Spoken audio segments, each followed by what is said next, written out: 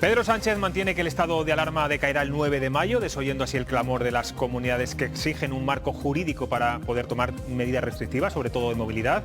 El presidente del gobierno dice que sí hay herramientas y que además también está la justicia, es decir, que no prevé ninguna reforma legislativa para dar amparo legal a los presidentes autonómicos. Todos los mensajes excesivamente optimistas de Sánchez de estos días, como las duras críticas de la oposición, hay que enmarcarlas en estos momentos en la campaña electoral de Madrid. A partir del 5 de mayo, otro gallo cantará. Aquí arranca Cuestión de Prioridades.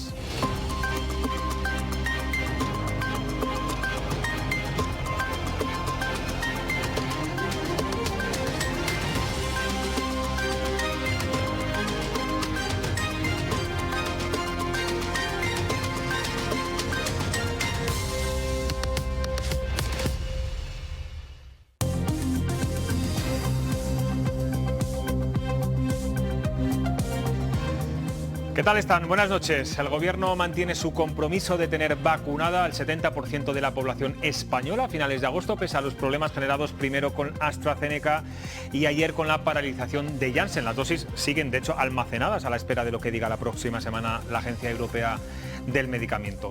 Y esto va a ser posible gracias al importante acuerdo de la Unión Europea con la farmacéutica Pfizer para el envío express de 50 millones de dosis. Europa se ha reencontrado con Europa, decía hace una hora la ministra Darias. El ritmo de vacunación, por lo tanto, no se ralentiza, aunque el número de contagios sigue creciendo en España de forma lenta pero continua. No es el caso de Castilla y León, donde de momento la curva parece que se está aplanando.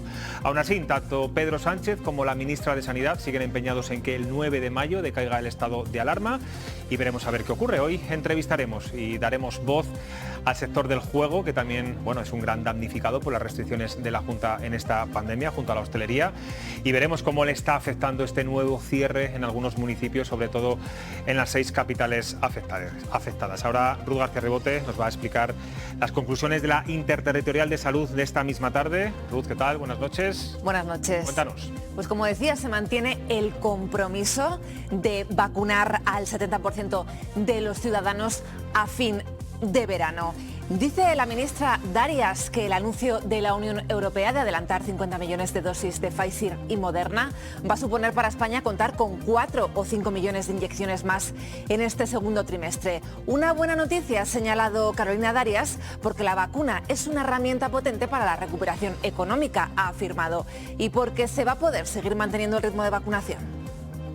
Nos está permitiendo estar vacunando y además, con la fortaleza de nuestro Sistema Nacional de Salud, ser uno de los países de la Unión Europea, e incluso por encima de los de mayor población, que estemos liderando el proceso de vacunación en toda Europa.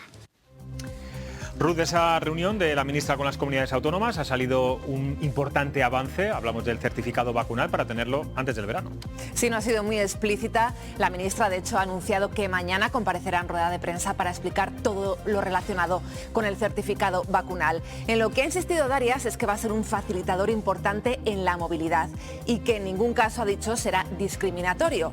Un documento en el que aparecerá no solo si estamos o no vacunados, sino también si hemos pasado la enfermedad o si nos han realizado pruebas diagnósticas para detectar el virus.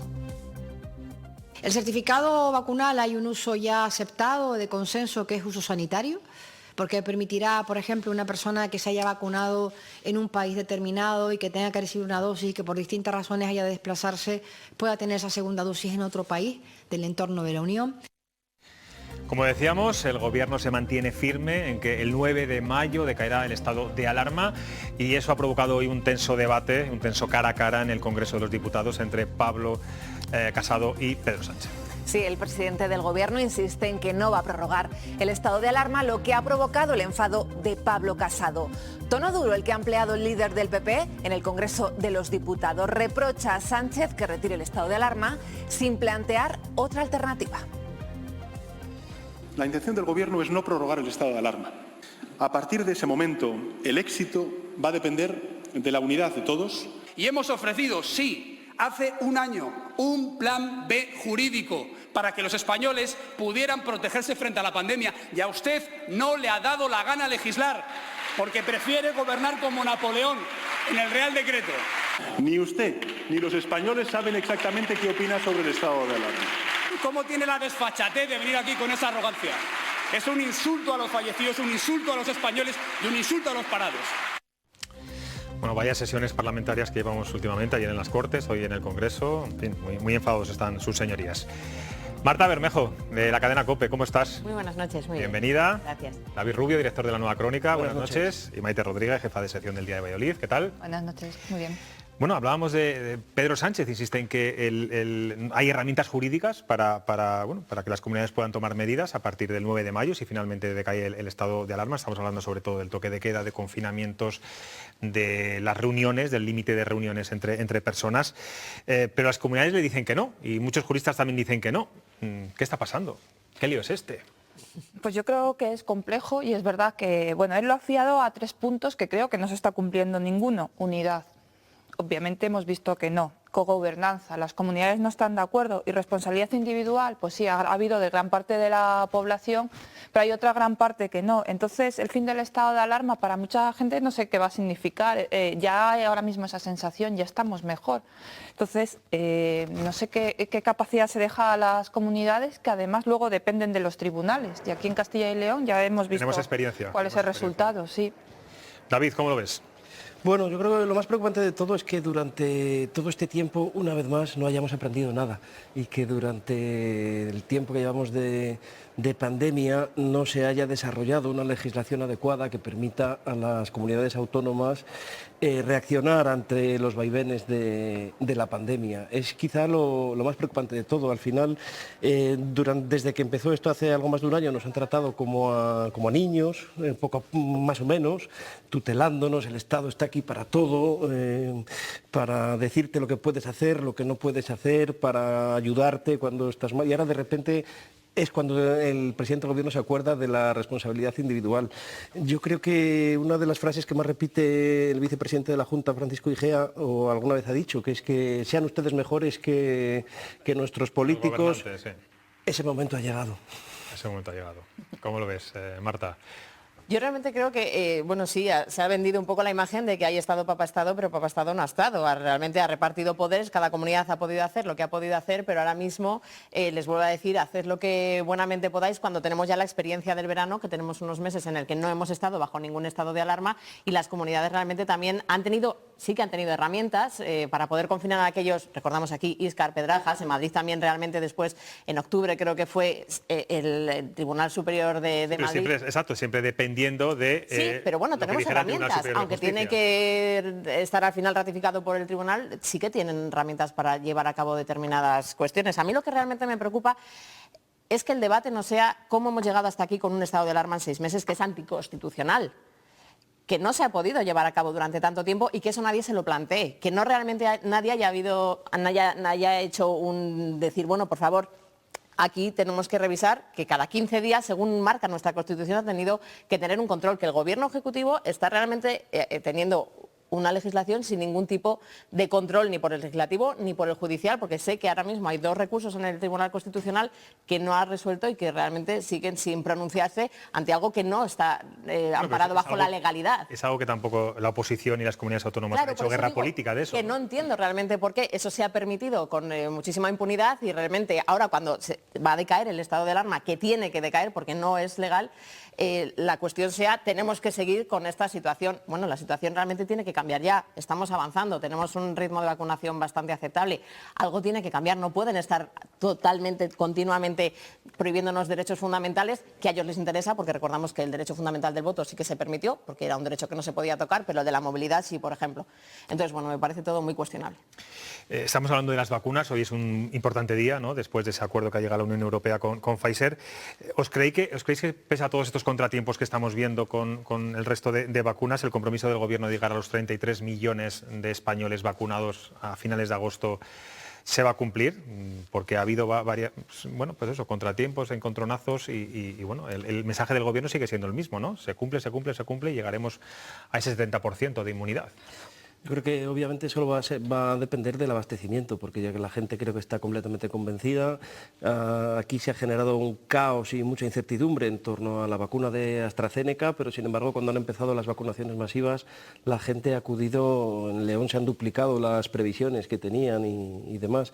Yo creo que si se cumple o no se cumple, se ha demostrado que nuestro sistema sanitario sí que está capacitado para poder poner todas las dosis que lleguen, dependerá de la Unión Europea y si de Europa se reencuentra con Europa, como decía Noé. Bueno, y que la gente quiere vacunarse, eso está claro, ¿no? Aquí negacionistas hay muy poquitos, al menos en esta comunidad, de las comunidades donde más gente se quiere vacunar. Y eso que con todas las informaciones y especulaciones que ha habido lo estábamos poniendo difícil, pero yo creo que es importante que quede claro que la vacuna reduce el riesgo de trombosis frente a la enfermedad y eso es importante. Bueno, aparte que en esta sociedad también tenemos un problema. Antes estábamos todo el rato, ¿cuándo estará la vacuna, la vacuna, la vacuna? Llega la vacuna y ahora queremos la vacuna perfecta, claro, y es que no deja de ser un experimento a tiempo real, pero yo creo que esperemos que sea la solución, ¿no? Bueno, pero el miedo a AstraZeneca es verdad que no está existiendo. Y la gente mayor menos todavía, ¿no? Es verdad que me quito el sombrero con la sociedad castellano-leonesa, con todas las contradicciones que estamos teniendo. En esta comunidad han pasado cosas, ¿eh? En esta comunidad han pasado cosas. Pero bueno, sí que es cierto que han pasado cosas que ahora mismo ha sucedido exactamente lo mismo en Estados Unidos. Se ha paralizado una vacunación con 6 casos ante 7 millones de vacunas y todo el mundo ha estornudado en Estados Unidos y nosotros nos hemos constipado. No hemos paralizado en Europa toda la vacunación. Se hizo aquí en Castilla y León y bueno, vamos a recordar cómo se ha puesto, ¿no?, a la consejera Verónica Casado por tomar esa decisión. Son cosas que también sorprenden. Al final la precaución ha estado ahí, igual que ahora mismo se está dando y no ha pasado nada. Pero sí que quería recalcar eso, que al final la sociedad tiene ganas de salir de esta situación, está dispuesta a asumir todos los riesgos que, como está explicando Maite al final, existen. Estamos viviendo un hecho histórico, a tiempo real se está llevando a cabo un ritmo de vacunación y un desarrollo de una vacuna que no había existido nunca en la historia de la humanidad. Entonces, bueno, al final estamos en una guerra, con una batalla que desgraciadamente tiene pérdidas, pero que creo que tienen que ser asumibles para acabar con ello. Estamos hablando de las comunidades autónomas, estamos hablando del gobierno. Vamos a hablar de Europa. Hablamos poco, es verdad, de la gestión que está haciendo Europa en esta pandemia. Y yo os pregunto, ¿está funcionando? Sobre todo desde el punto de vista de la gestión de la vacuna. Hoy hemos visto ese acuerdo importantísimo, ese envío express de 50 millones de dosis antes de julio, con ese acuerdo acordado con Pfizer. Eso es un triunfo, ¿cómo lo veis? Hombre, de principio hay una guerra económica entre farmacéuticas. Es verdad que AstraZeneca fue el inicio de esa batalla y estuvo en medio la Unión Europea. Ahora sí, no sé si es un triunfo o es que Pfizer estaba preparada para estar en el momento oportuno. Lo importante es que sí que lleguen esas vacunas y respecto a Europa siempre la vemos quizás como nuestra salvadora, entonces la vemos con esos ojos positivos, pero es verdad que hay muchas fallas de tardó de mucho en reaccionar con la pandemia, ¿no? Hubo ahí unos momentos muy complicados en los que parecía que casi ni se lo creía, ¿no? Algo que muchos comisarios europeos incluso llegaron a reconocer, ¿no? Hombre, es que muchos países europeos, de los gigantes europeos tipo Alemania, también tardaron en pensar que ellos se podían caer en esta pandemia, ¿no? Entonces, claro, son muchas idiosincrasias. Si en España hay un problema con las nacionalidades, pues imaginemos Europa con países tan fuertes, claro. Estos partidos que no creen en la Unión Europea, David, y que se beneficiarán de esta agilidad de las vacunas, como todos, ¿no? Claro, yo creo que Europa sobre todo se la juega más que con las vacunas, que ya está empezando a pasar, con los famosos fondos de resiliencia, de los 140.000 millones estos que tienen que llegar a España, que claro, uno escucha hablar a Pedro Sánchez y parece que es que casi con la pandemia nos ha tocado la lotería, como que nos tuviéramos que alegrar, ¿no? Porque parece que este país se va a modernizar y a digitalizar gracias a... Es que lo ha contado 8 veces. Claro, y si vuelve a haber otras elecciones en junio, volverá a contarlo, unas en las que él se juegue su futuro. Yo creo que Europa se la juega con ese dinero y nosotros nos lo jugamos con cómo lo invertimos y cómo lo ejecutamos. Yo recuerdo en este mismo plató, Isabel García Tejerina recordó que no es precisamente a la lotería ese dinero porque hay que devolverlo. Estamos hipotecando las generaciones del futuro porque hay que devolver por lo menos la mitad de ese dinero. De hecho, estamos hablando ahora de las reformas, ¿no?, que hay que abordar, reforma de pensiones, reforma laboral, reformas que de momento no nos están informando, pero que van a tener, yo creo, un impacto muy importante social. Marta, Europa. ¿Cómo lo ves? Está haciendo un buen papel. Dependemos ahora, bueno, en muchas circunstancias de la gestión que hagan con las vacunas. Eso es fundamental. Sí, creo que la unión hace la fuerza. Al final sí que creo que Europa, bueno, si está haciendo un buen papel con las vacunas, y precisamente preguntaba a la consejera si se está jugando limpio con las vacunas, como hubo una guerra sucia, entre comillas, al principio de la pandemia. Y me ha respondido rotundamente que sí, que realmente todos están, que gracias a esa gestión se está llegando a los ritmos de vacunación que tenemos. Sí que lo están haciendo bien, pero bueno, también al final, como dice David, no solo es la vacunación cuando hay que ponerse de acuerdo, porque luego también recordamos que cada país está haciendo lo que quiere con las vacunas, con la segunda dosis de AstraZeneca, de Pfizer. O sea, sigue habiendo un poco, yo creo, que descontrol y cada uno hacemos lo que podemos, pero cuando necesitamos, antes hablábamos de Papa Estado, pues a la Papa Europa, pues ahí también va a estar siempre protegiéndonos, ¿no? Yo creo que al final la utilizamos también. No hemos hablado del precio de cada una de las farmacéuticas, de las vacunas, que ese es otro tema. Bueno, vamos a seguir hablando de las consecuencias de la pandemia, en este caso económicas. Y hoy vamos a dar voz a las empresas de juego, que como saben, igual que la hostelería, llevan ya 9 días cerrados en 30 municipios de la comunidad. Hablamos de bingos, máquinas recreativas, salones de juego, casas de apuestas. En Castilla y León hay casi 400 empresas, 119 salas de juego, 2.000 empleos directos y el sector aporta nada más y nada menos que 70 millones a las arcas regionales. Nos visita el secretario general de la Asociación Regional de Empresarios de Sala de Juegos, AJUCAL, él es Luis González. Buenas noches. Buenas noches y gracias por vuestra invitación. Bueno, el cierre de la hostelería y el del juego siempre van unidos. Todos los cierres que hemos visto durante esta pandemia son paralelos siempre. Es verdad que bares y restaurantes están diciendo que faltan ayudas económicas, alertan del cierre definitivo de muchos de sus establecimientos. Yo entiendo que ustedes están pasando lo mismo, aunque no sé si el hecho de que sean empresas más grandes les sirve para tener un colchón mayor económico a futuro y no haya unas consecuencias tan dramáticas como en el sector de la hostelería. Lo primero que hay que decir es que somos empresas y precisamente los cierres nos afectan de igual manera. La verdad es que desde el sector del juego privado o presencial en Castilla y León nos sentimos abandonados por parte de la Junta de Castilla y León, teniendo en cuenta que han sido innumerables las veces en las que hemos solicitado reuniones presenciales, bien con el presidente Fernández Mañueco o con el consejero de Hacienda, y no se nos ha escuchado. Entonces creemos que somos un sector, como tú bien has dicho, José Luis, muy importante en la comunidad. Reportamos anualmente una cifra de alrededor de 70 millones de euros que luego va a revertir en sanidad, en educación y servicios sociales, con lo cual se nos tiene que escuchar y entendemos que estamos abandonados y en definitiva no nos han hecho caso. ¿No han recibido ningún tipo de ayuda de momento? No queremos decir con esto, efectivamente, que en la actualidad Castilla y León es la única comunidad autónoma de España en la que no hemos recibido ningún tipo de ayuda, bien de carácter fiscal, o no se ha cometido ninguna ayuda de tipo normativo. Quiero decir con esto que en cuanto al tema fiscal, lo que nos parece anticonstitucional, antes lo decía esa palabra empleada Marta, es que se nos quiera seguir cobrando tasas o que se nos cobren las tasas mientras nos cierran nuestros negocios. La tasa del juego. La tasa del juego, la mal llamada tasa del juego, porque realmente es un impuesto, pero hay que decir que la Constitución en su artículo 31 permite que el sistema tributario tenga carácter confiscatorio, es decir, recaudar de más.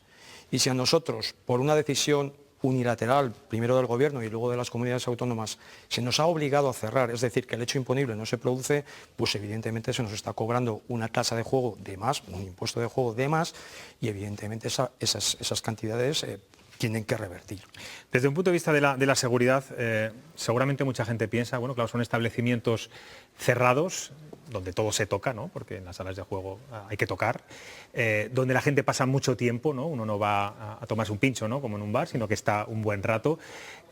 ¿Son seguros? ¿Qué medidas de seguridad están teniendo ustedes en las salas de juego, por ejemplo? Pues así de claro, si hay algún sector seguro tras la pandemia en cuanto a medidas de seguridad, al margen de otros, es el sector del juego. Eso nos lo dicen todos los sectores, ¿eh? Pues lo voy a decir así bien claro. Difícilmente en un comercio, no voy a especificar el sector, pidan el DNI en la entrada. En el sector del juego, en los establecimientos de juego, no digo en los bares o las cafeterías, sino en una casa de apuestas, en un salón de juegos, en una sala de bingos, en un casino, nada más entrar, tú te identificas con tu DNI. ¿Para qué finalidad? Para primero comprobar si eres menor de edad, porque los menores de edad nunca pueden jugar, y si estás inscrito en el registro de prohibidos. Eso para empezar. Al margen de eso, hay un acuerdo de la Junta, que es el famoso acuerdo 76/2020, en el que vienen especificados los niveles de alerta y el plan de medidas, el plan de prevención de medidas. En concreto, en relación a los establecimientos de juego, nosotros a mayores de los niveles, la descripción de los niveles y de los aforos, nosotros tenemos 8 medidas suplementarias que ningún otro sector tiene, como puede ser entrada por una única puerta, cosa que no he visto en ningún otro sector, la entrada y salida debe estar escalonada, hay que hacer una limpieza cada turno de trabajo, los utensilios, las cartas, etcétera, hay que estar continuamente limpiando. Es decir, que tenemos unas medidas suplementarias, con lo cual, contesto a tu pregunta, nuestro sector es muy seguro en cuanto a las medidas de la pandemia. Habla usted de ese, cuando uno entra a la puerta, aparte de ver la edad, ese listado de peligrosos, entiendo que son los ludópatas. Hay una gran preocupación porque el perfil de los ludópatas cada vez son edades más tempranas, gente más joven. ¿La pandemia ha incrementado este tipo de usuarios, ya que la gente mayor entiendo que por miedo no va a este tipo de establecimientos? La pandemia, en cuanto al tema del juego privado presencial en Castilla y León, en absoluto, más bien diría al contrario. Otra cosa es el denominado juego online, que todos hemos Ahora hablaremos del juego online, oído hablar, y que evidentemente al estar en casa, al no poder salir por haber toque de queda o por al principio que no podíamos ni siquiera salir de casa, solamente por unas excepciones, pues puede que se haya incrementado el juego online, pero quiero dejar claro que el juego privado presencial, la regulación es de la comunidad autónoma, mientras que el juego online la regulación la tiene el Estado. Y yo no sé si ustedes, bueno, como dice, representan al juego presencial privado, pero ¿alguna de estas empresas tienen juego online? ¿Pueden de alguna forma suplir estos dramáticos efectos económicos que está teniendo a través del juego online? El juego online normalmente hay muchas empresas que son incluso que no tributan en España, es decir, no tienen el domicilio fiscal en España, no tributan en España. Hay empresas que evidentemente tienen unas líneas, digámoslo así, online, pero nosotros como empresarios de juego privado presencial somos de establecimiento físico. Durante esta pandemia también hay muchos estudios y expertos que están alertando de ese aumento del juego en pandemia, sobre todo online, como hablábamos antes. De hecho, y pese a la norma de Garzón, pues han marcado algunos beneficios récords, ¿no? durante estos meses.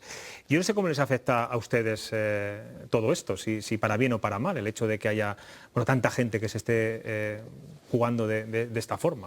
Pues la verdad es que el juego online, lo que tiene en cuanto al tema, o sea, la gente lo que sinceramente creo es a veces que le falta información porque mete el juego, el online y el offline, es decir, el privado presencial, todo en el mismo saco. Todo es malo, todo es etcétera. Entonces hay que decir que en Castilla y León, que considero que es una comunidad autónoma que está el juego presencial privado perfectamente regulado, pues la falta de publicidad del online que hubo hasta que se dictó el famoso decreto en noviembre del 2020 por parte del ministerio correspondiente, es decir, desde el Gobierno central, pues ha podido influir negativamente en eso, en la falta de control, en que podían acceder menores desde una tablet, desde un smartphone o desde un... Entonces, obviamente, eso nos ha podido influir negativamente, pero, insisto, nosotros estamos, los empresarios somos los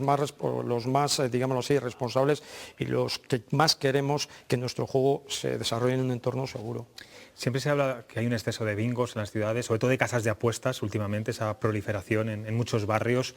No sé si tanto en Madrid como en Castilla y León, me gustaría que nos dijera en qué ranking estamos en la comunidad autónoma, sobre todo casas de apuestas, que yo creo que preocupan también a muchos padres. Pues me alegro que me hagas esta pregunta, José Luis, porque, vamos a ver, en Castilla y León, desde el año 2005, es decir, hace ya más de 16 años, existe distancias, establecimientos de juego, salones de juego con centros de enseñanza.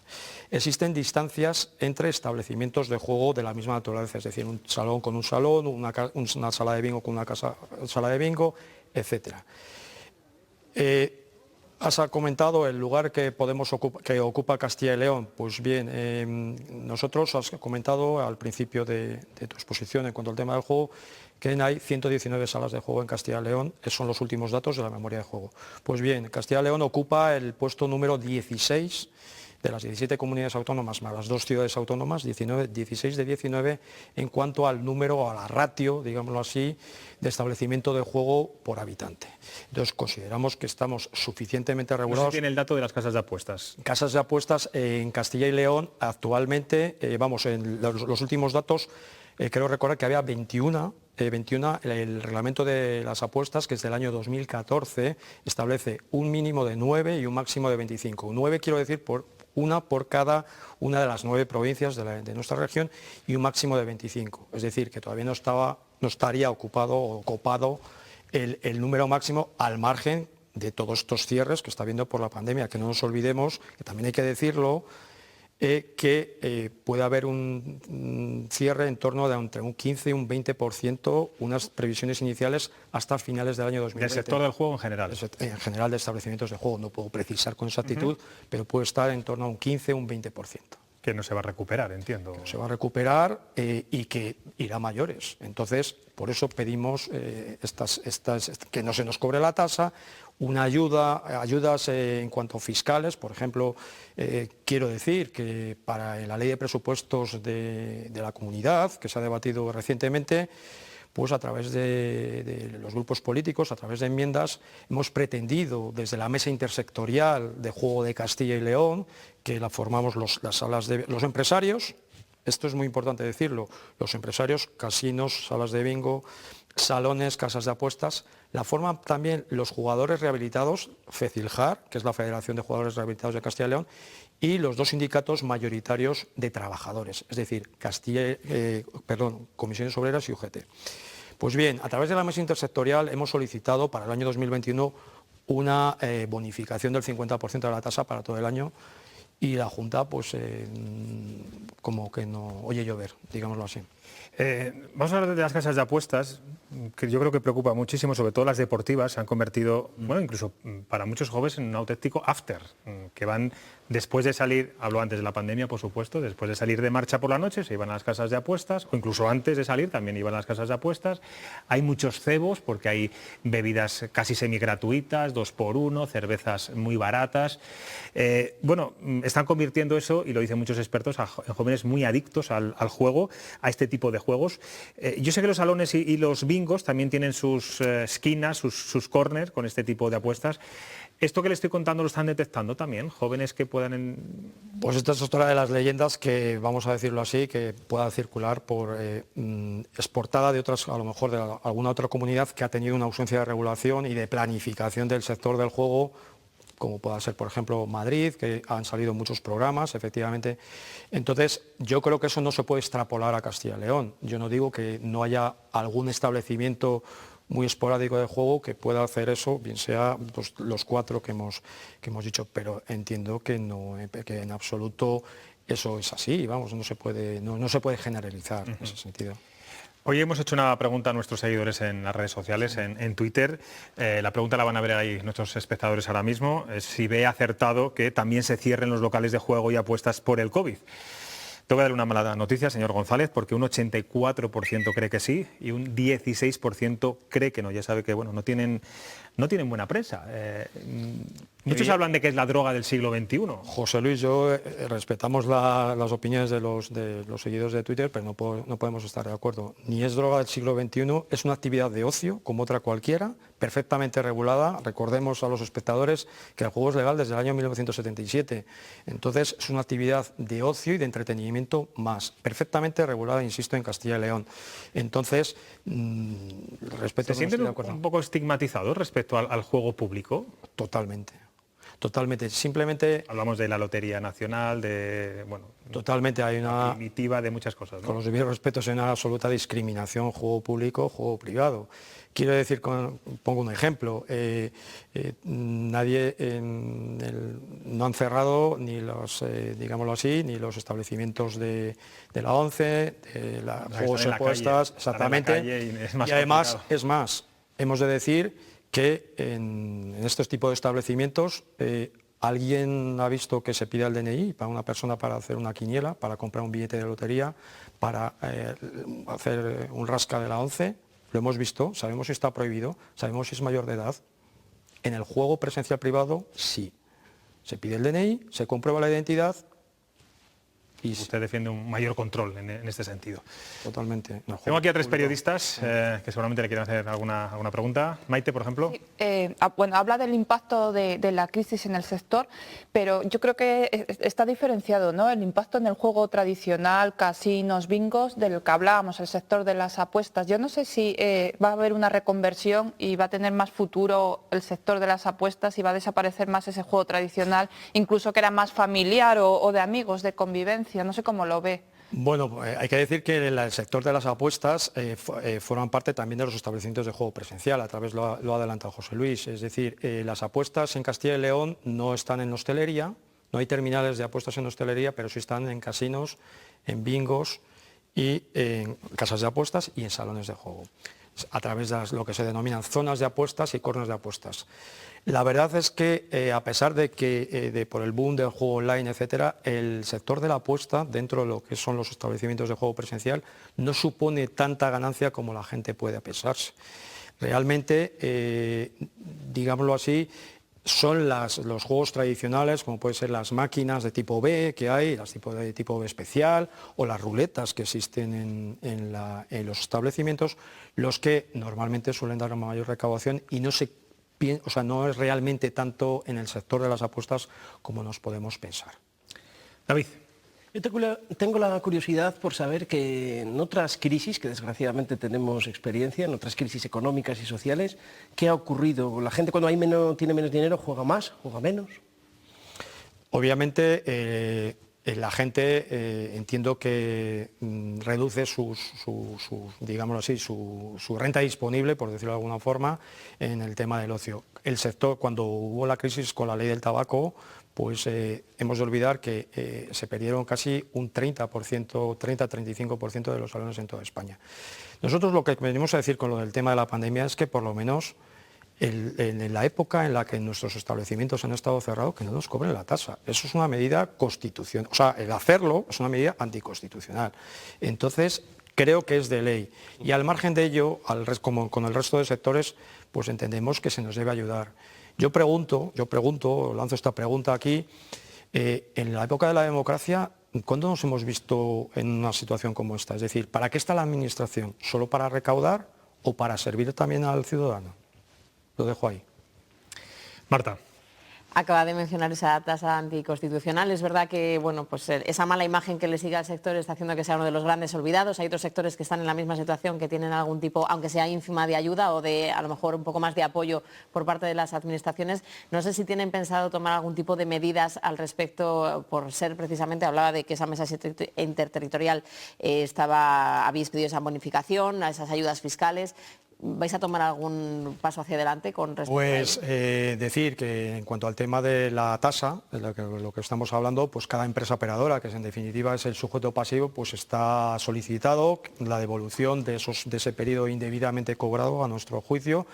La Junta de Castilla y León ya ha contestado en el sentido negativo y ya serán ahora los tribunales, primero a través del Tribunal Económico Administrativo Regional de Castilla y León, y luego, dependiendo de lo que diga la resolución de este tribunal, pues ya será el órgano contencioso administrativo el que tenga que decir. Y evidentemente esto por un lado. Por otro lado, habremos escuchado todos hablar de lo que es la responsabilidad patrimonial, es decir, de las administraciones.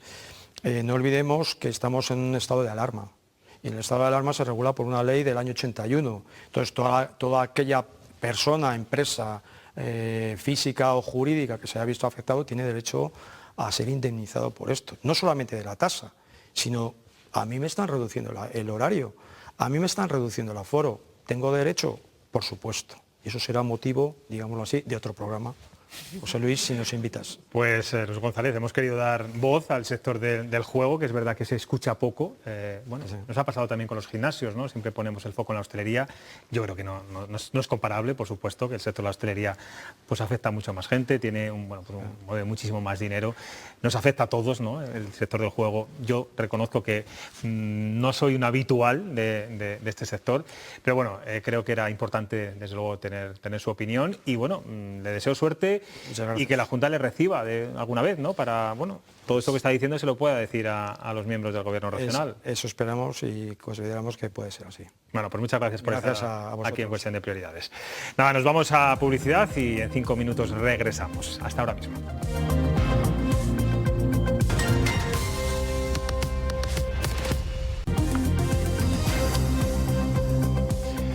Vamos a escuchar ahora mismo, bueno, lo que se ha dicho esta mañana en las Cortes.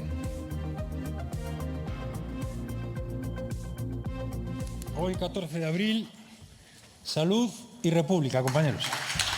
Feliz día de la República, salud y república para todos. Hoy, 14 de abril de 2021, repito, 2021, en España, un país libre, una mujer libre, dice: viva España, viva el rey, viva el orden y la ley. Yo manifiesto desde aquí mi lealtad al rey Felipe VI, del que fui profesor y que ha sido un auténtico honor y seguramente el mayor orgullo que he tenido en mi vida profesional. Bueno, pues menos mal que la Procuradora de Ciudadanos ha dicho la fecha en la que estamos, si no, por los mensajes podríamos confundirnos de tiempo. Bueno, pues sí, hoy 14 de abril los procuradores de PSOE y Podemos han recordado los 90 años de la proclamación de la Segunda República, mientras que los de Ciudadanos y PP han querido defender al rey. La segunda sesión del Pleno de hoy ha sido más tranquila que la de ayer, donde se vivieron momentos muy sonrojantes. Vamos a recordar el origen de la polémica y el desenlace, y lo comentamos con los tertulianos. Me preocupa la salud mental mucho y la suya especialmente. Porque la verdad es que... Señorías, no voy a permitir, señorías, no voy a volver a permitir que nadie utilice este hemiciclo para hablar si no tiene el uso de la palabra. Nadie. Señora Sánchez, señora Sánchez, la llamo al orden por tercera vez, abandone el hemiciclo ya. Ya. Señora Sánchez, abandone el hemiciclo.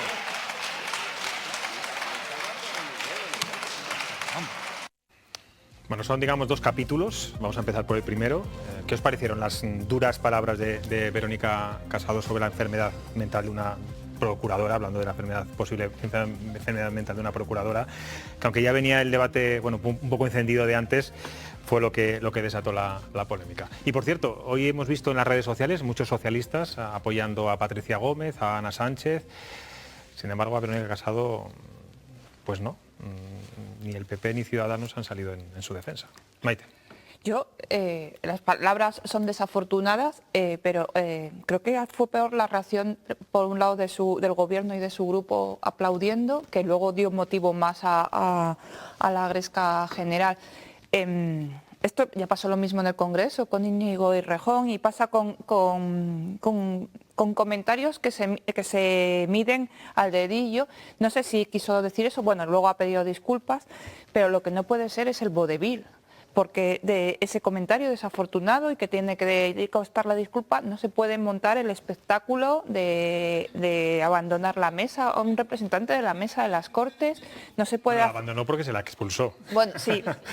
Bueno, creo que fue una... La forma de abandonarla, ¿no? Sí, de todas formas, no sé si fue una expulsión forzada. Al presidente no sé si ya también se creció un poco, se extralimitó. Al final es un vodevil.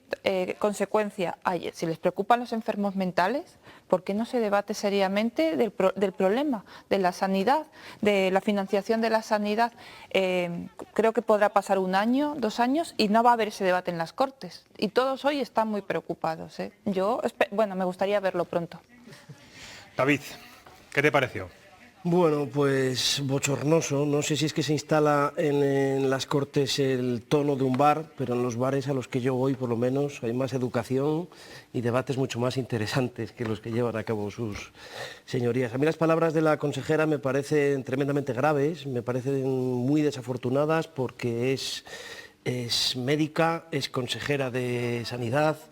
Y sobre todo lo que es triste es que también esto pasó luego antes en el Congreso, ¿verdad? Cuando ya le decían a Errejón, vete al médico. Sí, que estaba reciente, es que es algo que no entendemos. Estaba demasiado reciente y es un poco lo mismo de que no aprendemos nada. Pero en cualquier caso, creo que nada justifica la reacción de Ana Sánchez. Creo que es algo absolutamente condenable. A mi juicio se le tendría que expulsar no solo para esa sesión, sino para las siguientes también, porque me parece algo verdaderamente grave.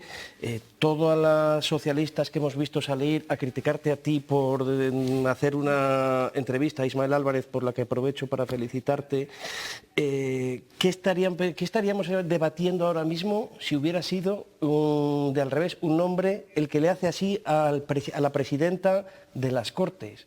O sea, es que creo que ni Vox ni nadie, creo que nada justifica, que las palabras de la consejera me parecen tremendamente desafortunadas, pero nada justifica la actitud macarra y sobre todo esa falta de respeto a la institución por parte de los socialistas y especialmente de Ana Sánchez. Marta. Hoy se ha dicho una frase que dice: superen el duelo, salgan del delirio y trabajen por Castilla y León. Yo creo y espero que realmente se la apliquen todos. No es lo que estamos diciendo. Al final no solo es en el Parlamento Autonómico de Castilla y León, sino que es un espectáculo que estamos asistiendo prácticamente a diario cada vez que se juntan nuestros políticos en un Parlamento. Y eso es lo que realmente me preocupa, que la sociedad estamos simplemente expectantes ante un circo que vivimos prácticamente, como digo, con cada sesión plenaria, y no hagamos nada. Y ellos tengan el derecho absoluto, o crean que tengan el derecho absoluto de no trabajar, porque nadie está haciendo absolutamente nada. No hay debates realmente que si preocupan, se estén llevando a cabo o se estén haciendo leyes para intentar mejorar Castilla y León, España, y que no pase absolutamente nada, sino que simplemente, pues ante cada palabra ya tengamos el espectáculo montado, ya tenemos 2-3 días de polémica, de tú no más, yo más, bueno, lo de siempre, ¿no? Entonces ya cansa. Sí, eso lo digamos, incluso desde los propios medios de comunicación, ya sabemos que ante un pleno va a haber bronca últimamente, ¿no? Es como algo muy esperado, ¿no? Sabemos que eso va a ocurrir y ocurre, ¿no? Y ocurre. Creo que influye que desde que se presentó la moción de censura en Castilla y León, se convocaron las elecciones en Madrid, fue algo así como decretar el final de la pandemia. Es que estamos en campaña, No sé si ya ha llegado a subir, porque yo creo que ya estábamos en unos límites tan intolerables. Además parece que venimos aquí, nos sentamos y claro, hablamos, damos unos consejos éticos y que tenemos una superioridad moral. ¿Sabes? Que creo que es que ni tan siquiera escuchan la voz de la calle, porque ven con un distanciamiento, pero de verdad que, claro, esos debates entre ellos, esas broncas, ocupan los espacios informativos y genera una sensación de desesperanza en la gente, porque eso, el enfermo mental no ve reflejado su problemática, el parado no sabe si va a cobrar el paro, el ERTE o cuándo va a trabajar. Entonces, mientras debatimos si tú eres más, me gritas más, me llamas otra cosa, ¿quién soluciona los problemas inmediatos? Por ejemplo, hoy en el Congreso, los fondos europeos, se ponen a discutir quién es más guapo, más alto, menos democrático, pero seguimos sin saber si los vamos a tener, las reformas. Claro, pero eso es lo que digo realmente, lo estamos permitiendo. Es que también nosotros estamos permitiendo esa actitud de los políticos y darles esa altitud de miras que están teniendo. No estamos realmente haciendo nada, la sociedad, ni nadie está haciendo nada, ni los medios de comunicación, me incluyo. Entonces, ahí también tenemos que empezar a pensar que a lo mejor... Aquí lo estamos denunciando, algo es algo. Decían ayer los tertulianos que estaban aquí en esta mesa, que la política ahora, hablo del Congreso, del Senado, de las Cortes regionales, que es a golpe de titular, a golpe de tweets, a golpe también de teatro, ¿no? Escénico muy claro, que esto antes no pasaba. No. ¿Lo compartís? Totalmente. Esto de cualquier tiempo pasado fue mejor. Que he hecho en casa cuando estaba preparando la tertulia es: madre mía, si esta clase política de hoy en día hubiera tenido que llevar a cabo la transición, seguiríamos en transición. No hubieran hecho nada. Es que no tenemos clase política, tenemos a unas personas que están ahí, que no tienen ni oficio ni beneficio y que están intentando, pues vivir del cuento, creo, realmente.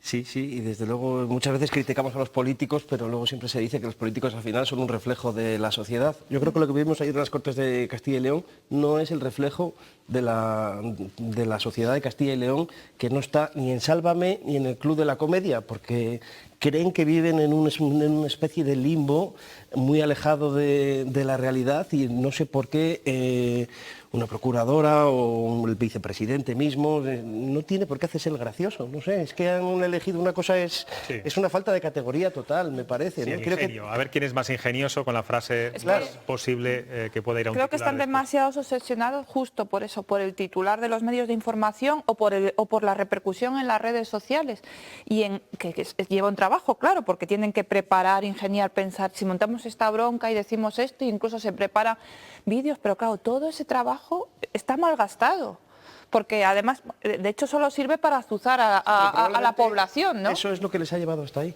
que es lo más triste de todo, ¿no? Ese tipo de trabajo y ese tipo de postureo, más allá de los codazos dentro del partido. Yo que he cubierto muchos plenos en las Cortes de Fuensaldaña, hace ya bastantes años. Yo recuerdo debates muy de mucho nivel, de mucha inteligencia política. Estoy pensando ahora en uno, sobre todo porque es tertuliano, era Chema Crespo y Francisco Aguilar del Partido Popular, donde a veces los periodistas soltábamos el boli, no nos dábamos cuenta porque aquello era tan maravilloso que te ponías a ver y no tomabas ni siquiera nota. Yo eso es lo que he hecho en falta ahora y bueno, desde hace algunos años. Bueno, dejemos de ponernos nostálgicos, hoy es miércoles y tenemos la mirada del estudiante, ya saben, nuestro universitario de Salamanca, y además hoy Andrés Gómez está un poquito molesto.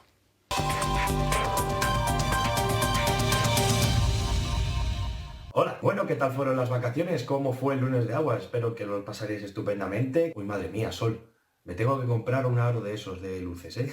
Por otro lado, en Twitter se ha hecho muy viral un tuit de una estudiante de medicina que decía que tenía 99 gigas de apuntes. Básicamente venía a decir que los estudiantes de medicina estudian un montón. Es verdad, los estudiantes de medicina estudian un montón. ¿Pero tan necesario es decir lo que estudian? Quiero decir, ¿significa algo que en una carrera se estudie más o menos? ¿Qué necesidad hay de menospreciar a una carrera? No lo entiendo. Un ejemplo muy claro son los estudiantes de magisterio, que dicen que es pinta, colorea. No, o sea, los estudiantes de magisterio estudian para enseñar a un futuro. Es muy seria la carrera de magisterio. ¿Por qué tendemos a menospreciarla? No lo entiendo, la verdad. Lo que vengo a decir es que todo lo que estudiamos es totalmente válido. Yo creo que todo tiene la misma importancia, porque al fin y al cabo es algo que nos llena. La universidad no es un tramo fácil de la vida, y más ahora con una pandemia mundial. Aunque todo el mundo sabe que estudiar en la universidad es muy duro. Lo que mola es la fiesta, claro. A ver, no nos vamos a engañar tampoco. Estudiar algo nos hace más o menos que nadie. Bastante nos van a fastidiar, por no decir otra palabra, en un futuro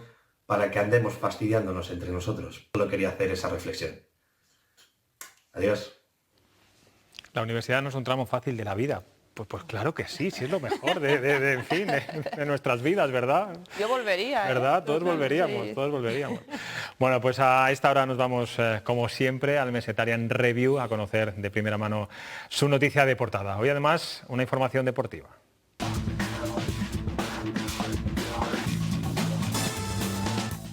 Buenas noches, José Luis. Quedas color a lo gris. La edición de mañana de Mesetarian Review lleva en su portada una noticia que ya avanzó Castilla y León Televisión. La Federación de Remo de Castilla y León existe desde 2008 sin que haya ni un solo club de remo ni un solo remero federado en toda la comunidad. Es todo un ejemplo de resiliencia. ¿Quién necesita reinventarse si en Castilla y León se puede existir sin existir? En Mesetarian Review nuestro horizonte eres tú. ¿Os gusta el remo? Digo, por llenar un poco ese club, ¿no? Hasta el punto de federarme. No sé si bonifican. Pues no sé, pero seguramente que alguna ayuda han recibido sin haber nada, me parece. ¿Sí? Un escándalo, pero bueno. Marta, David, Maite, gracias por estar aquí. Y a ustedes ya saben que les espero mañana jueves a las 9:30 en Cuestión de Prioridades. Hasta mañana.